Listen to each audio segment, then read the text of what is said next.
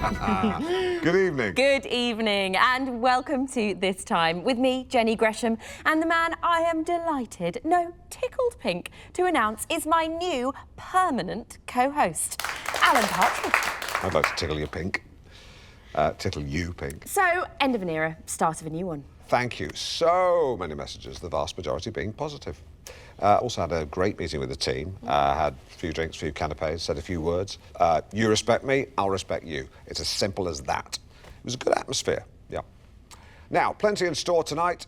First, it's National Teenage Week. So every day we've been focusing on a different aspect of teenage life and getting down with Britain's youth. Oh, yeah. Take a look. What's up? And we're off. Yeah.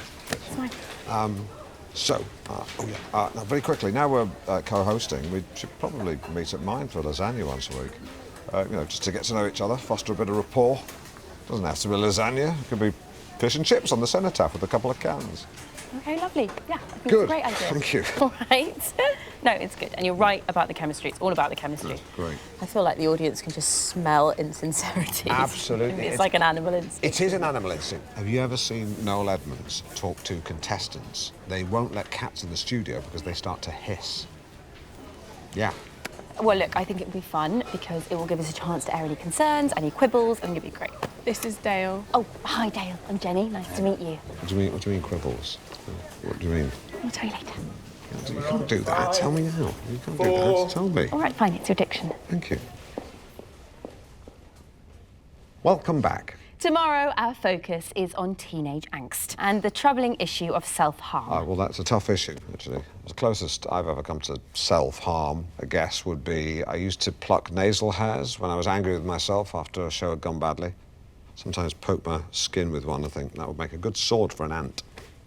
But today, we look at youth unemployment, a trend that has caused particular decay among Scottish inner cities. And yet I know, anecdotally, from friends with large gardens, that Scottish people can make great workers. It's a shame.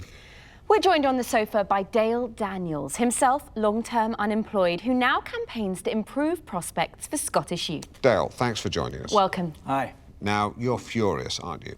Even for a Scot. Well, so should everyone be, huh? And they've Absolutely. a so-called developed nation, you know, letting kids rot away in these estates, huh? When I Indeed. grew up, I thought you were... Please. when I grew up, there was industry, there was factories, and shipbuilding in the Clyde, you know, work if you wanted it. That's not there anymore, huh? And they've got- Absolutely. What? Sorry. So what happens? You know, I mean, kids fall into a cycle of crime and we lay the blame at them. But we did that, huh? You don't agree? No, I do. So how do we get out of this vicious cycle? Is it education, training? Aye, but it's bigger than that, eh? Eh. It's, you know, it's about seeing the world from their point of view, huh? No. You know, we closed down Sure Start and football pitches and youth centres and you wonder why the kids get into bother, huh? Yeah. I mean, I don't know if you have any kids, huh? Huh?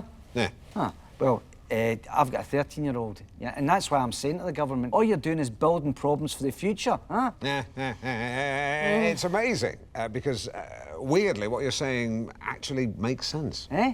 Aye. Aye. Good. Good. Jenny. Well, thank you so much, Dale Daniels. Finding the time to stay in shape isn't easy. I donned my sweatbands and leotard to find out how one street in Walsall are getting in shape.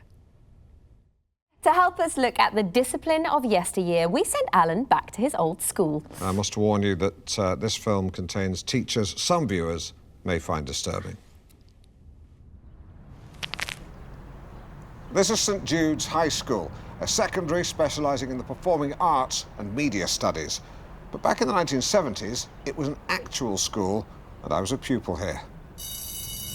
Today, the corridors of St Jude's are alive with the sound of laughter and play.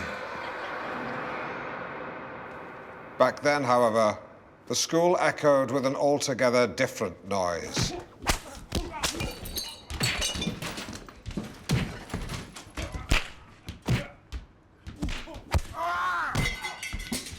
The noise of corporal punishment. Thrashings were the order of the day back then. The only ways to avoid a walloping, keep out of trouble, or get homeschooled like Dominic Bentham.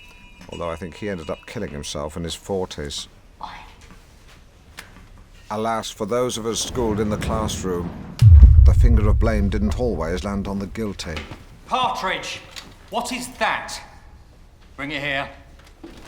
And stop gawping, for crying out loud. Ordinarily, I'd see a boy taking the long walk to the teacher's desk and think he was being disruptive. Go on, sir, batter him.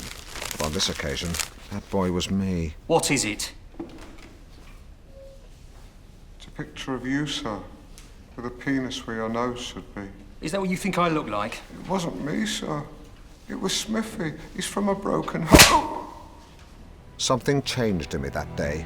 I had walked to school a boy, Now sit down, you lemon. but I returned home a big boy. Fortunately, what the psychotic teachers of the 1970s lacked in self-control, they also lacked in technique. Inexperienced teachers would often opt for a one-handed stroke with little backlift and a short follow-through. But swing analysis from my squash coach reveals this to be both ineffective and inaccurate.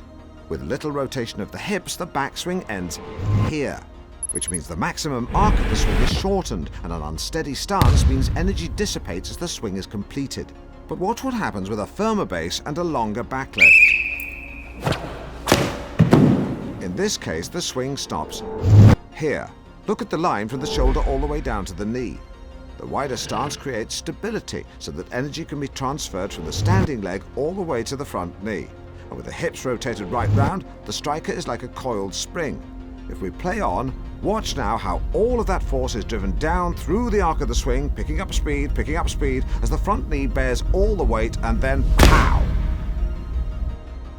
The striker hits through the target, continuing to rotate the hips until he ends up in a finishing pose that is the mirror image of the backlift. Impressive. Eventually, corporal punishment was subject to a blanket ban, except in emergencies. But the memories remain. Sore heads, swollen knuckles, rosy red bum cheeks. Sounds funny. Don't feel funny.